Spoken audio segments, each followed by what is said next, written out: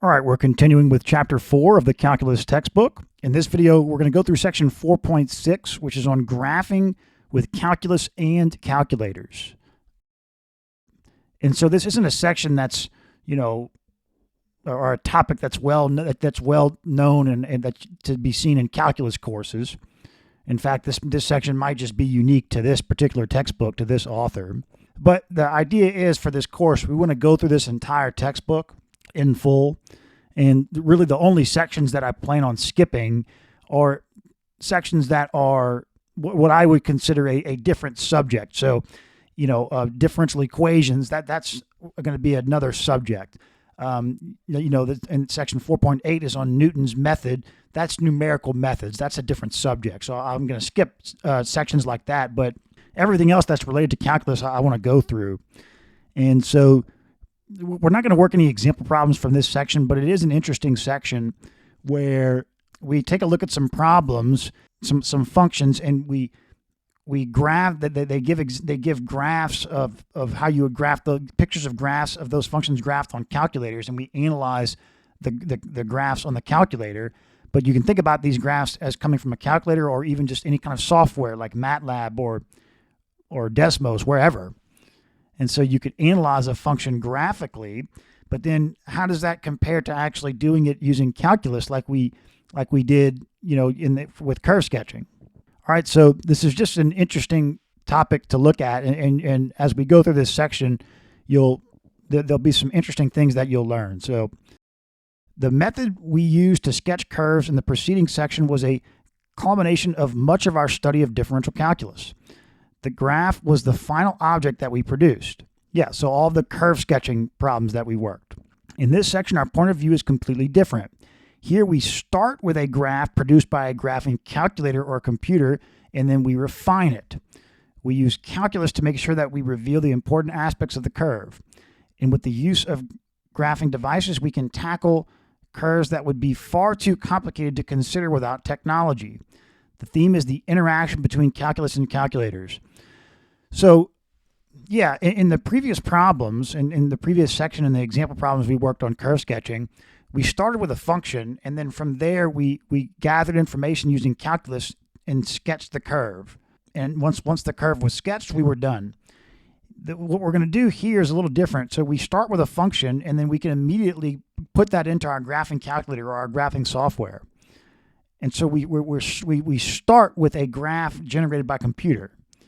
And what it's saying is we can do that, and then from there we can, sketch that curve or refine it, it's saying. So you could kind of think about maybe we want to either sketch a curve by hand, but with the guidance of a graphing software, or more of, I think what they're more of referring to is, the way we graphed functions in the previous videos, we were also kind of analyzing the function. And so we can analyze the function, we can graph it with a graphing calculator, and then write down, the inflection points, the local maxes and mins, all the different information, and but we start with what we graphed with a graphing calculator, and we can refine our analysis using calculus. And so let's see what they mean by that. Let's look at these examples. So it says graph the polynomial, this polynomial, but furthermore, you can have functions that are way too complicated to consider, doing like we did in the previous videos. But with using a graphing software, you can not just graph those complicated functions, but you can analyze them with calculus in detail. That's the interaction between calculus and calculators. So let's see what they mean. Let's go to this first example here. It says graph the polynomial, and here's this polynomial here, this 6-order polynomial. Use the graphs of f prime and f double prime to estimate all maximum and minimum points and intervals of concavity. Okay, so what we're pretty much doing here is we're given a function, and we want to analyze this function. We did this in the previous videos. We analyzed the function and used our analysis to graph the function, but here we're going to use a calculator, a graphing software, to help us, give us the graph, but it also help us analyze the function, and like we've done up to this point in this chapter. Okay, so it says, all right, if we specify a domain but not a range, many graphing devices will deduce a suitable range from the values computed. Okay, so we specified here, they said it specified -5 to 5 as the domain, and then it gives this rather large range here, or just the the scale, the domain that it gives, the x-axis that it shows visually, or -5 to 5, and then it automatically gives this y-axis range that's pretty big. And so it's saying that this view is useful to get a sense of the asymptotic behavior or the endpoint behavior. And so we can see that this endpoint behavior is going to be similar to 2x to the 6th, just 2x to the 6th. And that makes sense because as you get to the endpoints, or as you really go far into infinity or negative infinity, the highest order term takes over. But this view is hiding some detail. So the viewing rectangle is changed to this -50 to 100, -3 to 3, and you get more detail here. You get minimums and inflection points, etc. And you're assuming as you go away from, as you go to the endpoints, there's not much detail of what's going on as far as you're not going to. We don't expect if we go out. We're only at 5 here, but if we go out to to 50 or 100, there's not going to be anything going on out there we don't expect. But there might be. And in other words, okay, you zoom in here near the origin, there's all kind of detail going on here. But if you came to here's at 5, but if you came to 50 and you zoomed in on the curve there, you wouldn't expect all kind of unique features, but there could be. And that's what calculus is going to help us with, to make sure we find all points of interest. And you'll see what I mean in a second. If you just look at this graphically, well, first of all, if you look here, just looking at this here, you would miss all kind of key points, right? Because you can't see anything what's going on here. But even this, you think you can see all the key points, but not necessarily. And you'll see what I mean by that in a second. Okay, so from this graph, it appears that there's an absolute minimum value of about -15.33 when x is approximately 1.62. And f is decreasing from -infinity to -1.62 and increasing from 1.62 to infinity. -1.62 to infinity. Okay, that makes sense. Also, there appears to be a horizontal tangent at the origin and inflection points when x is equal to 0 and when x is somewhere between -2 and -1. Okay, so what it's saying here is there appears to be a horizontal tangent at the origin, yeah, and inflection points when x is equal to 0 and somewhere between x is equal to -2 and -1. So an inflection point here, and then in this region you go from concave up to concave down, so an inflection point around here. That's what visually this looks like. Okay, so it says, now let's try and confirm these impressions using calculus. We differentiate and get, this is the first derivative, here's the second derivative. And so here's the graph of f prime, but there's 3 points where the first derivative changes sign. One here, and one here. And so that's interesting, right? And look here, this is right around 1 to -1, or -1 to 1. There's 2 local extreme points here. A local max here, local min here. If we come here, we can't see that here. We have a local min here, but then there's also 2 right in here that we can't see. Okay, and then if you look at the concavity graph, there are 2 inflection points. So here, and that is what we guessed. We actually, if we come here, we did guess that there's an inflection point around here, and there's an inflection point around here. So our guess was right there, but we certainly didn't see the additional local extrema. Okay, so this is interesting. This is just showing you how, you can graphically, you can graph a function using a calculator or a graphing software, and it'll give you a sense of the graph, but calculus can help you pin down exactly what's going on precisely. You can use the calculator to get approximate values for these critical points, these local maxes and mins, but calculus will give you the exact answer.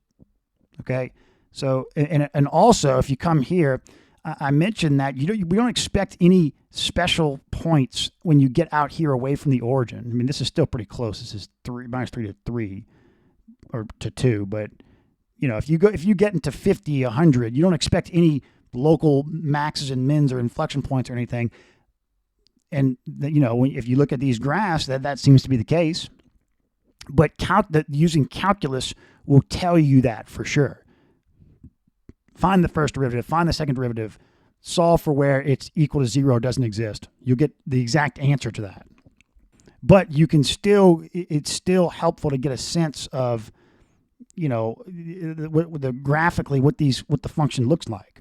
And you can get approximate values. You can come to these, if we come here, I could come to this point and you can trace to this point and get the approximate value of this local min with the calculator. Okay, draw the graph of this function here. In a viewing rectangle that contains all the important features of the function, estimate the maximum and minimum values in the intervals of concavity, then use calculus to find these quantities exactly.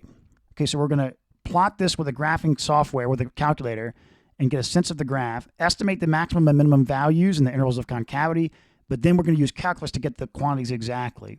All right, figure 6 produced by a computer with automatic scaling is a disaster. Some graphing calculators use the -10 to 10 on the X and Y as the default viewing rectangle, so let's try it. So yeah, so this, you can't really see what's going on. But if we change the scale of the axes, you can get a better view of what's going on here. Okay, so if we look at this visually, the y-axis appears to be a vertical asymptote, and indeed it is. If you could put this limit into your calculator or evaluate this limit manually. As x approaches 0 in general, the function goes to infinity. Okay, figure 7 also allows us to estimate the x-intercepts. So using the calculator, it's just an estimate. You just trace the x-intercepts about -0.5 and -0.65. The exact values are obtained by using the quadratic formula to solve, you set y equals 0 and solve for x. So here's the exact values. To get a better look at the horizontal asymptotes, we changed to the viewing rectangle, to this viewing rectangle. So now you're more zoomed out along the x-axis, and you can see what the horizontal asymptotes potentially are. It looks like it's y is equal to 1, and that is the case. As x approaches plus or minus infinity, the function approaches 1. Okay, to estimate the minimum value, we zoom into the viewing rectangle. So we zoom in here. That's the minimum value, and just use the calculator to get an estimate. But you can get the exact value by differentiating and finding whether the derivative is equal to 0, and then using the first derivative test. So they get the exact value here is 6/7. X is equal to 6 or -6/7. And you can find f of -6/7 to get the exact minimum value. All right, there's also and it looks like we can visually see an inflection point, estimate what the inflection point is, but then use calculus to get the inflection point. Right, so you're graphing these functions with calculators, but the idea is what we're doing here is you graph the function with a calculator and you visually inspect. Oh, look, looks like to be a local minimum or a local maximum. Let's get the estimate for what that value is. Let's zoom out and see what we think the asymptotes are, and zoom out and see both the vertical and horizontal asymptotes. You can visually look for inflection points, and then get an estimate for what the location of those inflection points are. But then from there you refine this and you use calculus to get the exact answers and just to verify. And this is better in the sense of you can draw the curve fully manually like we've done in the last few videos, but sometimes we didn't necessarily get the exact shape of the curve right, but here that you get the exact shape. We might have drawn this here too shallow or too steep. But this gives you the exact shape. All right, graph this function here. Drawing on our experience with a rational function in example 2, let's start by graphing f okay, so they graph it here. This is what we get to start. -10 to 10 on the x and the y-axis. Okay, so from figure 10, we get the feeling that we're going to have to zoom in to get some finer detail and also zoom out to see the larger picture, and that's the case. We're going to have to zoom in to get better detail and also zoom out to reveal detail that we can't see in this view. Okay, but as a guide to intelligent zooming, let's first take a close look at the expression for f of x. Because of the factors x minus 2 squared and x minus 4 to the fourth in the denominator, we expect x equal to 2 and x equal to 4 to be the vertical asymptotes. And indeed they are. As x approaches 2 and x approaches 4, the function goes to infinity. Okay, to find the horizontal asymptotes, we divide the numerator and denominator by x to the 6th. So yeah, we take, to get the horizontal asymptotes, you want to take the limit as x approaches plus or minus infinity. And we see that the function approaches 0 as x approaches plus or minus infinity. So the x-axis is the horizontal asymptote. It is also very useful to consider the behavior of the graph near the x-intercepts using an analysis like that.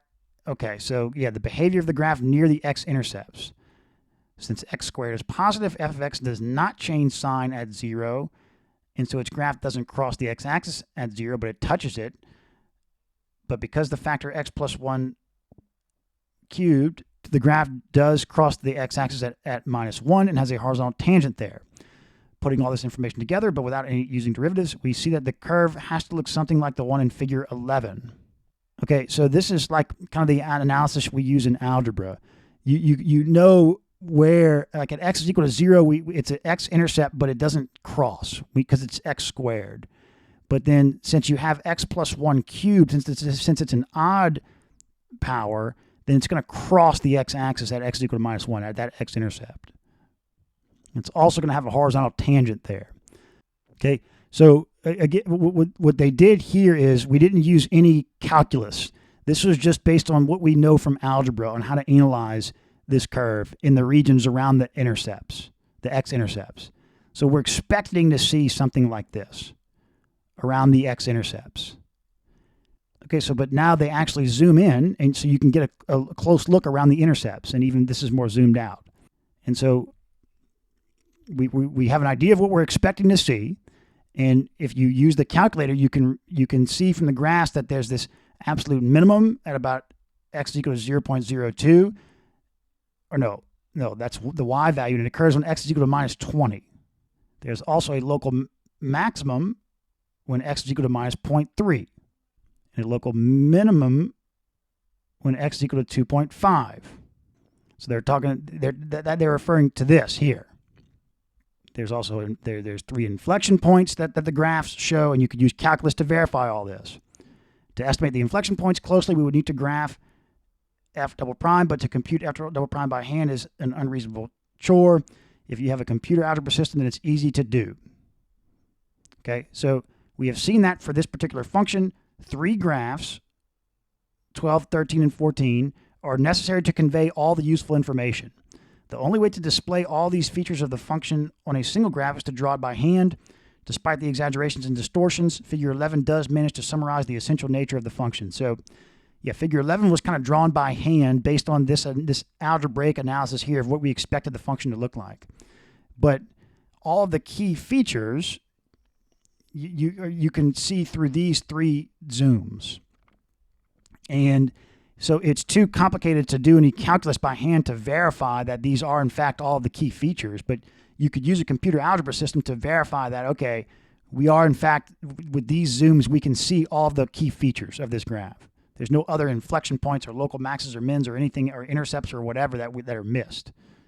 You could use calculus to verify that, but using a computer algebra system. All right, graph the function f of x is equal to sine of x plus sine of 2x, for x is between 0 and pi. Estimate all maximum and minimum values, intervals of increase and decrease, and inflection points.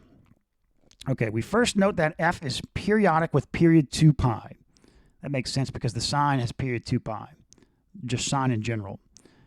So it makes sense that this composition here might also have period 2 pi.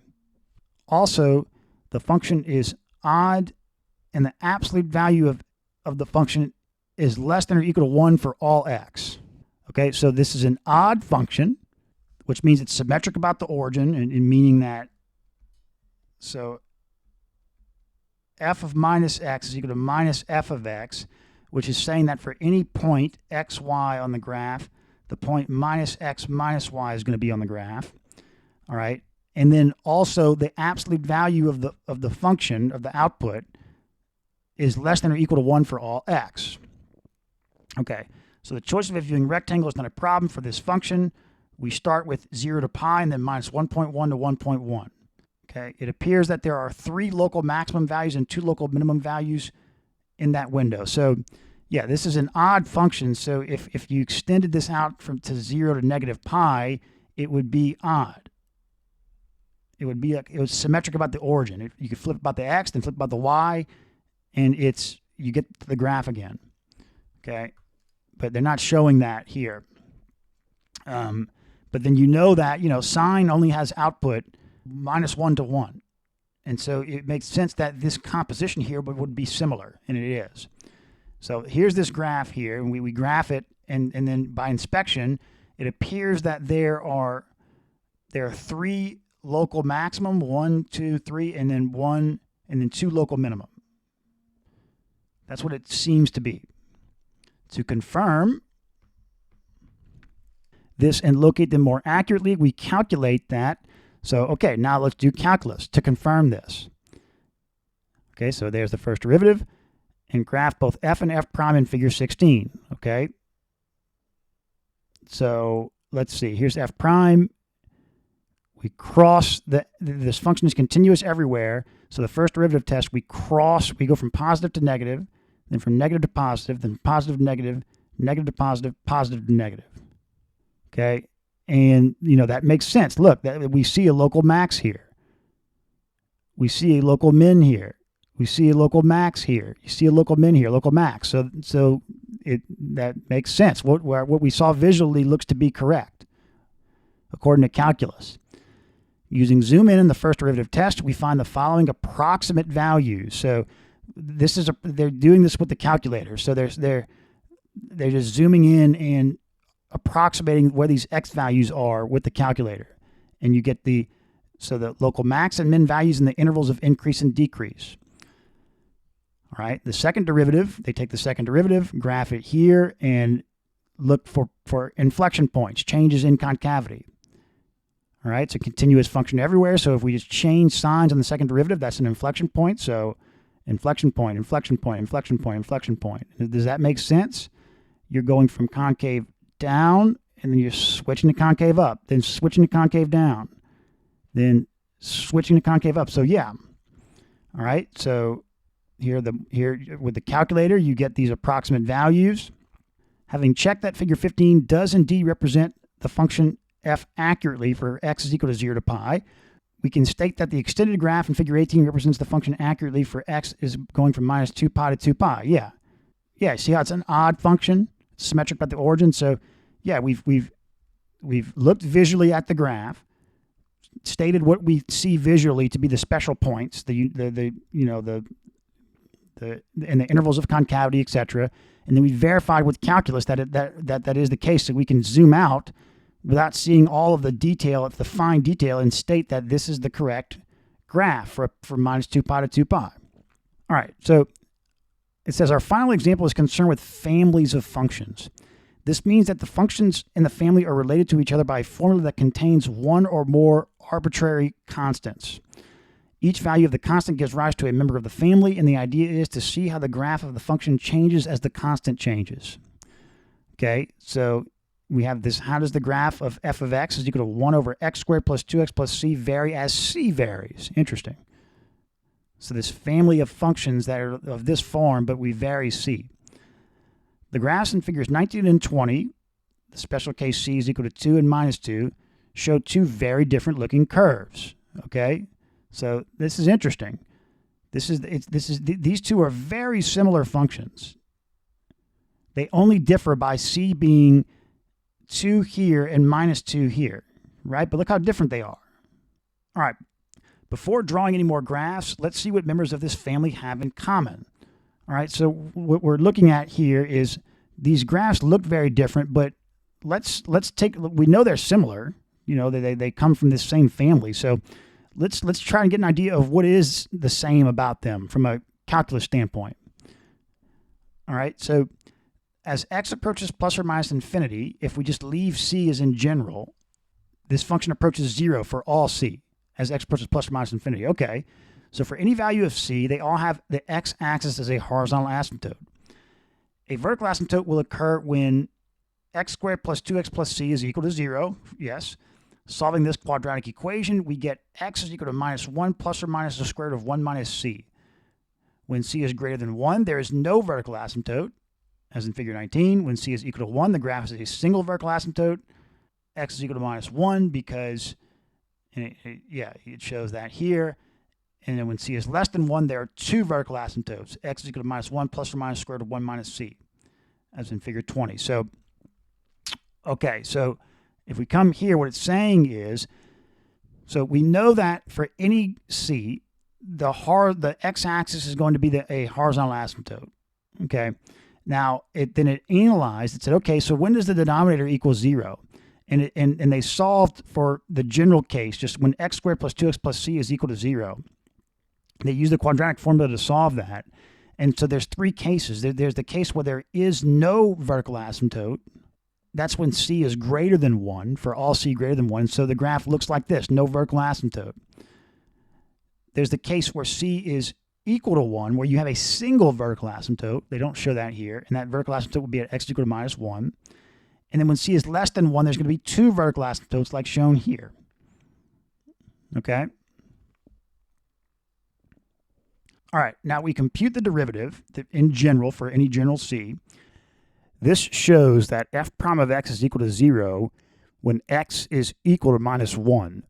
If c is not equal to 1, yeah, so if c is equal to 1, then you can factor this as 2 times x plus 1, so you cancel out the x plus 1. So only if c is not equal to 1, then f prime of x is equal to 0 when x is equal to -1. F prime of x is greater than 0 when x is less than -1, and f prime of x is less than 0 when x is greater than -1.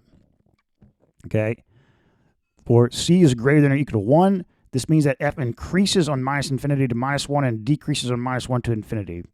For c is greater than 1, there is an absolute maximum value, f of -1, which makes sense because f prime of x is equal to 0, x is equal to -1, and this is the absolute maximum value. For c is less than 1, there's also that same local maximum value, and the intervals of increase and decrease are interrupted at the vertical asymptotes. All right, so figure 21 is a slideshow displaying 5 members of the family, all graphed in the viewing rectangle. Okay, so as predicted, a transition takes place from 2 vertical asymptotes to 1 at c is equal to 1. Okay, so we go from 2 vertical asymptotes to 1 vertical asymptote, c is equal to 1, and then none after you go past c is equal to 1, go greater than c is equal to 1.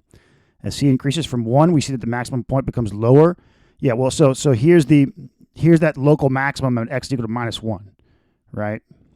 And then you don't have that local maximum when c is equal to 1, but as c is greater than 1, you still have that local maximum. Interesting.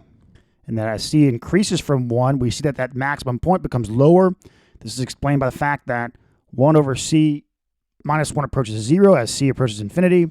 As c decreases from 1, the vertical asymptotes become more widely separated because the distance between them is 2 root 1 minus c, which becomes large as c approaches minus infinity. Again, the maximum point approaches the x-axis because 1 over c minus 1 approaches 0 as c approaches negative infinity. There is clearly no inflection point when c is less than or equal to 1. For c is greater than 1, the second derivative is calculated as shown here, and deduce that inflection points occur when x is equal to this value. So the inflection points become more spread out as c increases, and this seems plausible from the last 2 parts of figure 21, right? So you see the inflection points are becoming more spread out. And that's what this shows here. There's no inflection points when c is less than or equal to 1, but for c is greater than 1, you have inflection points, right? You don't see any inflection points here, but now you can see these inflection points in this region as when c is greater than 1, and they become more spread out as c increases. And you can see that with this formula here. Okay, so we're not going to work any example problems from this section. I just wanted to go through this, just read through it. So next, we're going to go to section 4.7, which is on optimization problems.